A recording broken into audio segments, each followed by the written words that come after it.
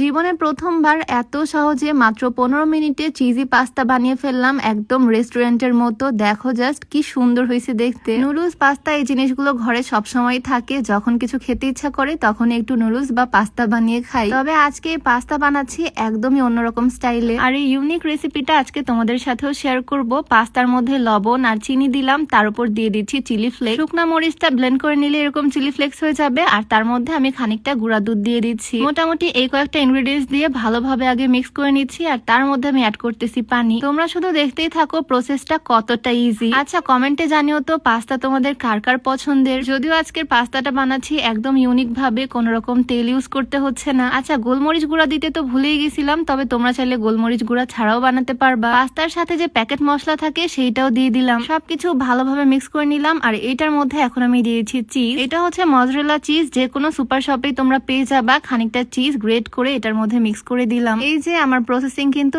একদম কমপ্লিট। এখন শুধু কুক করে নেওয়ার পালা। এই বাটিটাকে এয়ার ফ্রায়ারের মধ্যে দিব। এই নতুন এয়ার ফ্রায়ারটা কিনছি আমি। এই ধরনের পাস্তা ম্যাক্সিমাম সময় ওভেনেই করা হয়, বাট আজকে আমি এয়ার ফ্রায়ারের মধ্যেই ট্রাই করব। এয়ার ফ্রায়ার জিনিসটা এত কাজের, বলতে পারো মিনি একটা ওভেন। যে কোনো রকম বেকিং আইটেম এটার মধ্যে করা যায়, আবার যে কোনো ভাজাভুজি তেল ছাড়াই করা যায়, মানে তেল ছাড়া ভাজা পোড়া খেতে পারবা। এক এয়ার ফ্রায়ারে যে কত রকম কত কি বানানো যায়, আর সবই হয় একদম স্বাস্থ্যসম্মত তেল ছাড়া। এয়ার ফ্রায়ারে আস্তে আস্তে আরো অনেক রকম রেসিপি তোমাদের সাথে শেয়ার করব। আজকে বানাচ্ছি ওভেন বেকড পাস্তা। পাস্তার বাটিটা আমি বসিয়ে দিলাম, আর তারপর এয়ার ফ্রায়ারটা অন করে দিলাম। এয়ার ফ্রায়ার আমি সবসময় TQYU থেকেই নেই। এটা হচ্ছে একদম আপডেট ভার্সনটা। 130 ডিগ্রি সেলসিয়াসে আমি 15 মিনিটের জন্য দিলাম। 15 মিনিট পর অটোমেটিকলি এটার অ্যালার্ম বাজবে আর এয়ার ফ্রায়ারটা অফ হয়ে যাবে। এয়ার ফ্রায়ার জিনিসটা আসলে এত কাজের, আমার তো মনে হয় সবার বাড়িতে একটা এয়ার ফ্রায়ার মাস্ট থাকা উচিত। প্রিমিয়াম কোয়ালিটির ইম্পোর্টেড এই এয়ার ফ্রায়ার তোমরা TQYU ফেসবুক পেজ থেকে পেয়ে যাবা। পেজটা আমি ডেসক্রিপশনে মেনশন করে দিয়ে রাখবো। এই যে দেখো 15 মিনিট পর কিন্তু